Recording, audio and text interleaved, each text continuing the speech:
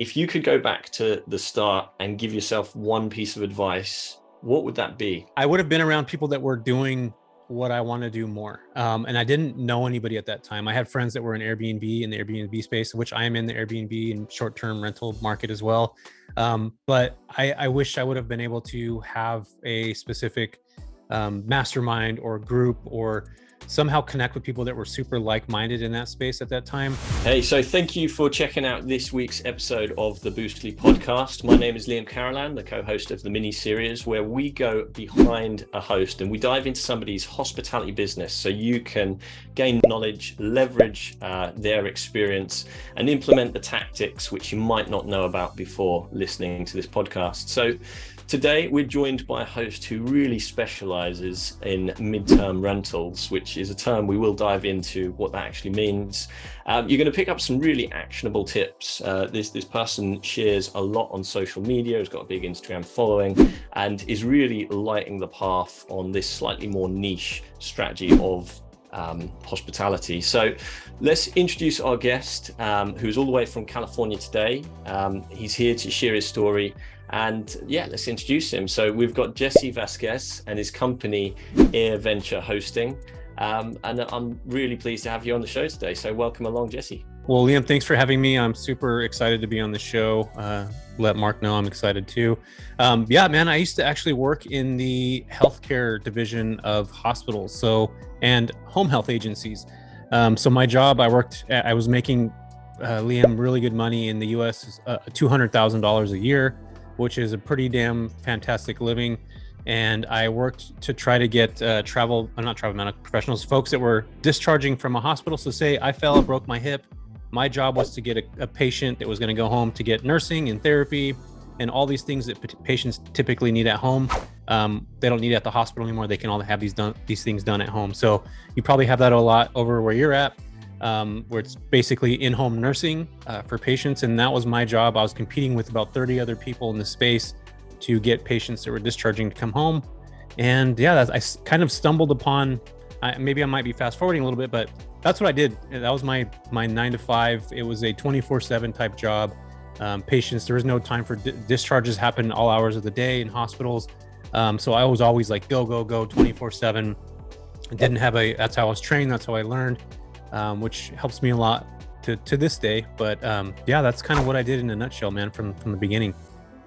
That sounds really cool. And when did the moment come where you went, hang on, hospitality is a thing, I can get into this? Yeah, so I tell this story pretty often. As I worked on the hospital floors, Liam, I would go to all these different hospitals. That was my job, right? I was in a suit and tie, and I was dressed, meeting with doctors and stuff. And there was one day in particular, I was on a hospital floor. This woman named Barbara, she had this really heavy Midwestern accent. She was from Fargo, Minnesota.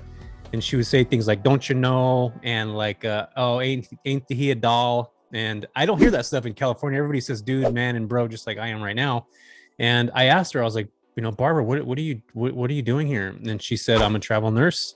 And I said, cool. Like, where are you staying? She said, Motel 6, which is like pretty much a shithole motel here in the US. They're trying to revamp it and make it something else. But back in 2015, when I first figured this out, it wasn't a good place, and she was in a really bad side of town. And then, Liam, I asked her how much she was paying a month for that property or for that little room, and she told me $3,000. And at that point, I was just like, my head was like, poof, and then that light bulb moment went off, and I'm like, holy crap! I could buy a house for $250K right now in this market. Interest rates are 3%. My mortgage payment would be about $1,400 a month. I would be all in water, sewer, garbage, electrical for probably right around $1,900 to $2K. And I would be able to make $1,000 off this person. So I started asking her how she got there, what agency she worked with. And I figured out there is a whole other side in the medical industry that I already knew about, and it's all based around contracts. And I just went up to the HR, the human resources floor of the hospital. I knocked on the door. They let me in. I said, hey, I'm going to purchase a home and I want to house travel nurses just like Barbara. Is this a need here? And they said, absolutely. We don't have anywhere for these folks to go. And then it just took off from there. Bought my first property that I didn't even live in as an investment property. And I started renting to travel medical professionals. And I got a contract, which we can dive into as well. I love that. And, Boostly is all about not, taking the power back from the OTAs and being in control of your own business, being in control of your own land. So, that definitely speaks to me. And it's just great to see what you've done there, which is to build the business around a structure which allows you to control the income effectively. And some of those benefits you just mentioned, I mean, we're now approaching the shoulder season and the colder weather as we record this. So depending on when you're listening, this is sort of getting towards winter 2022. But one of the things that people are finding is that bookings have dropped off since the summer. There might be a few more units available. Well, one or two of these 90-day stays is going to fill a lot of that period of time that they need. So without giving away the secret sauce, how do you position yourself as a host? How would somebody position themselves as a good option for somebody who is looking for a midterm rental? Yeah, that's a good question. So for me, this, how Airbnb has a sexiness appeal to it, right? There's properties that are just like, you walk in, you're just like, holy smokes, this is amazing. And I love this place. I want to be here for 2 days, right? It becomes the experience. That same concept needs to happen with your midterm rentals. As more folks are going from the short-term space because of regulations, or they're just tired of doing it, or just like you mentioned, competitors are coming, right? And you want to have that same aspect in the midterm rental space where somebody would come in, they walk in, they're like, holy crap, I'm glad I'm here for the next 3 months. And I think that a lot of people were, just filling a room. They thought business travelers just need to have a microwave, a coffee machine, and, a washer and dryer. But the way this market's going is that you can't do that anymore. You got to really kind of adjust and become that different type of place. Again, you want to have a sense of experience. So for me, going into these places, especially with like digital nomads, people are traveling, like you want to have like crazy fast Wi-Fi speed. You want to have a place that has a sense of purpose behind it, where it's intentionally put together for business travelers or for medical professionals, with like blackout curtains, noise machines, things that they ask for on a regular basis. And those are typically what they ask for. But also, again, they're coming. Imagine you live in the Midwest somewhere, you're traveling 2,000 miles and you're going to be in some random place you know nothing about, and you're going to be there for 3 months. Like, you want to have somewhere that's an experience. And that's exactly where this space, I feel, is going, especially if you're going to be keeping somebody in that property for 30 days or 90 days at a time, because they feel like they live there.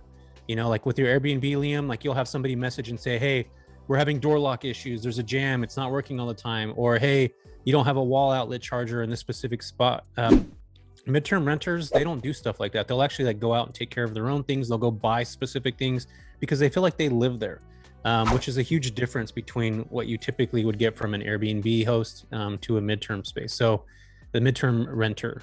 So that's what I love about it. It's like, I forget that I even have these clients that are in these properties sometimes, actually often. Yeah. One question which I do want to ask is, if you could go back to the start and give yourself one piece of advice, what would that be? I would have started sooner. I would have been around people that were doing what I want to do more. And I didn't know anybody at that time. I had friends that were in Airbnb, in the Airbnb space, which I am in the Airbnb and short-term rental market as well. But I wish I would have been able to have a specific mastermind or group, or somehow connect with people that were super like-minded in that space at that time. I learned from somebody named Richard Fertig. I don't know if you know who that is. He's been in the Airbnb space for many years. I picked up a lot of the kind of his thoughts and his business processes, and had, meetings and things with him in the past. And so he's very intricate when it comes to market demand and things of that nature. So I wish for me starting that I was able to find a group that had like-minded individuals. And we live in an age now, Liam, where these groups are everywhere. I mean, obviously you got to vet these people and make sure that they're accurate and they're truly doing what they say they're going to do. There's results somehow, but that can be life-changing. And you can also skirt a lot of the potential issues that you'll run into. Instead of it taking 2 years to really understand, you can do it in 3 to 6 months. So I wish that I was able to be around more people that had the similar mindset earlier on. Is there anything that we've missed, or any sort of closing comments before we close?